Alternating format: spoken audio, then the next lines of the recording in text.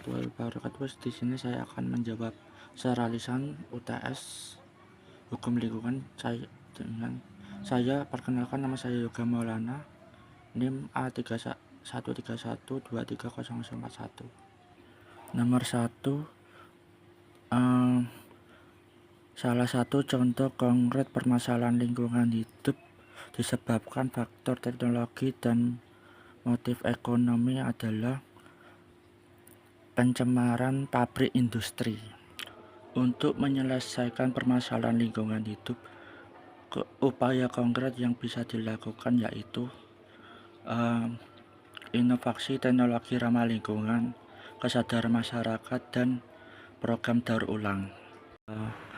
Bermula dari konversi PBB tentang lingkungan hidup atau konversi Stockholm 1972, lalu pembentukan Komisi Hidup untuk Lingkungan Hidup dan terbentuknya Sustainable Development. Yang terakhir ada konversi PBB Rio de Janeiro 1992, deklarasi mengenai lingkungan hidup dan pembangunan yang memuat 27 prinsip yang bersifat soft law agreement. Salah satu contoh konkret konsep Sustainable Development adalah program Kampung Iklim. Program ini diluncurkan oleh KLHK untuk meningkatkan pertahanan masyarakat terhadap perubahan iklim melalui pendekatan berbasis masyarakat. Tujuan Kampung Iklim: 1. Meningkatkan kesadaran. 2. Pengelola sumber daya. 3. Adaptasi dan mitigasi. Implementasi: penghijauan, pengolahan sampah, pertanian berkelanjutan. Undang-Undang Nomor 32 Tahun 2009 tentang UU PPLH merupakan salah satu landasan hukum utama dalam pengelolaan lingkungan hidup di Indonesia. Undang-Undang Nomor 6 Tahun 2023 mengatur penetapan Perpu Cipta Kerja tentang menjadi undang-undang yang mengandung beberapa perubahan terkait UU PPLH. Perubahan ini bertujuan untuk mempermudah inventasi dan meningkatkan efisiensi dalam proses perizinan aspek dalam UU PPLH dan perubahannya. 1.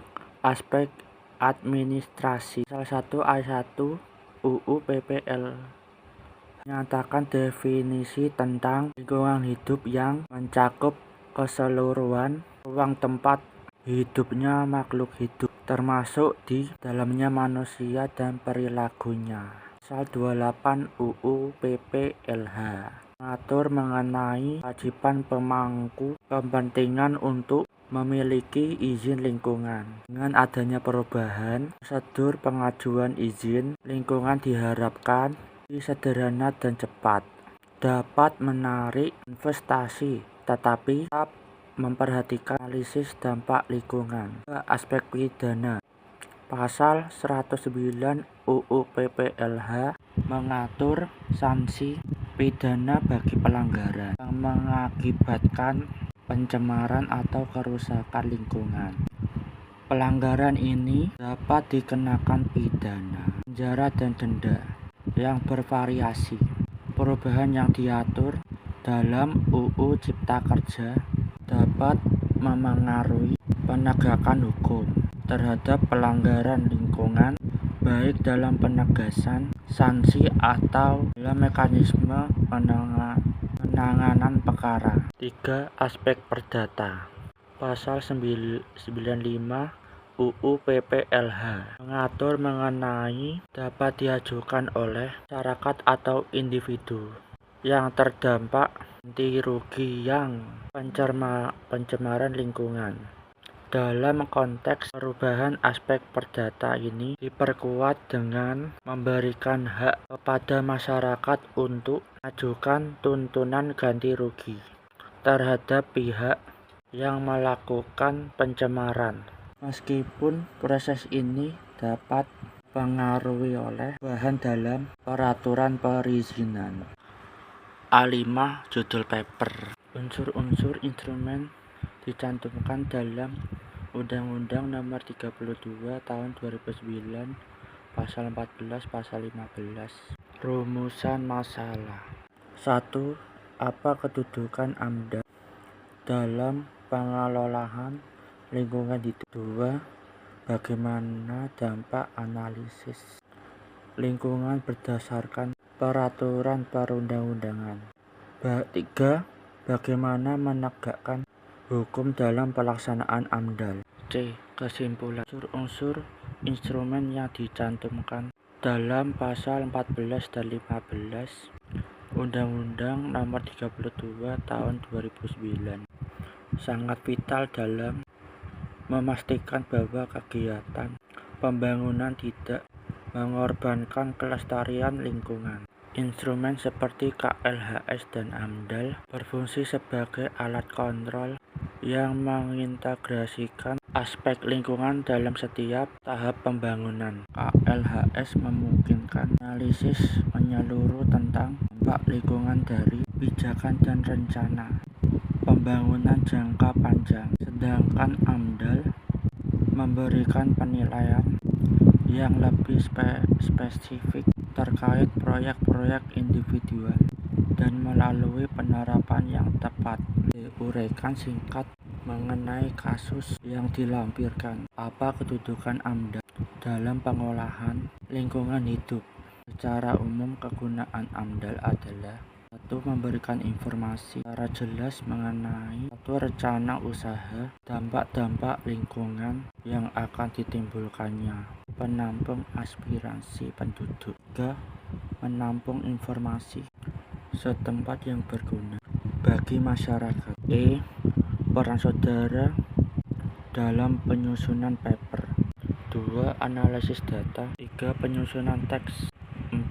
Revisi penelitian literatur. 5. Penyusunan. Yang terakhir, pengecekan akhir dan dikumpulkan sebagai tugas kelompok. Berikut adalah penjelasan mengenai bentuk perwujudan asas perlindungan dan pengolahan lingkungan hidup dengan fokus pada asas kearifan lokal, asas partisipatif, dan asas otonomi daerah. 1.